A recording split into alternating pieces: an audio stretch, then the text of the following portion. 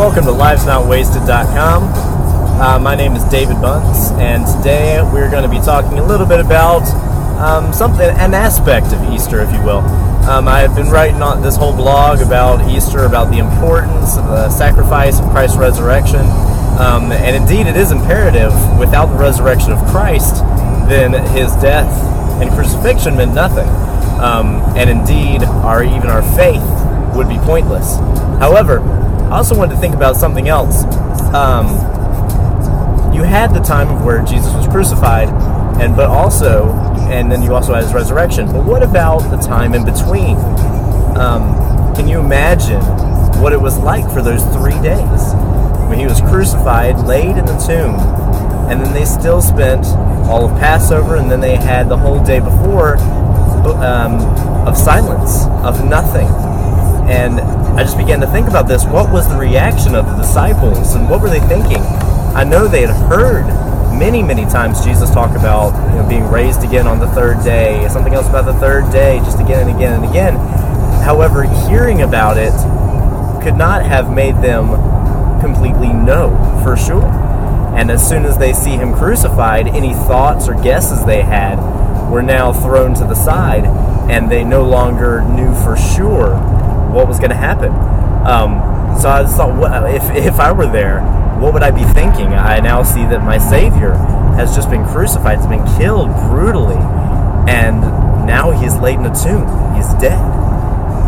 They had to be completely hopeless and wandering and lost, praying and hoping for something to happen, but not really knowing or having any glimmer of hope for sure as to what would happen that would be good. Many times it gets like this in our lives. We go through these, like they went through a period of 3 days of silence, and we go through periods of silence.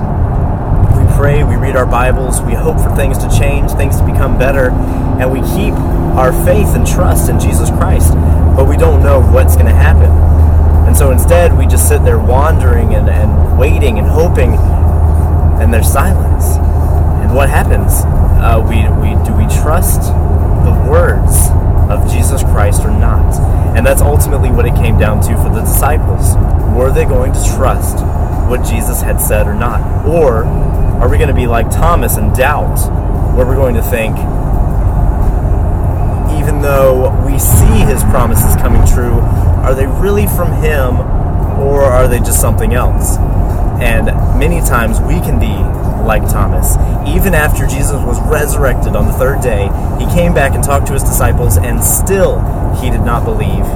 He still wanted more proof. Let me see the scars. Many times we ask of God, let me actually see the things that you do. Let me see your total plan, without actually trusting and living day by day, knowing that his will and his purpose will work together for our good. So I just was thinking about that, and just be encouraged. Remember that God is always in control. God is always sovereign, and there is never a time where we are on our own or without his plan and his guidance. So continue to think about that. Even when you go through the times of silence, they're not times where God has stopped.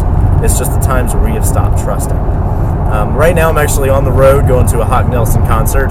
You can read my review on cmaddict.com coming up probably in about a week. But I hope you all have a great night, great weekend. I hope you had a wonderful Easter. Keep remembering the incredible importance of the sacrifice and resurrection of our beloved Savior, Jesus Christ. Thank you all, and have a blessed day.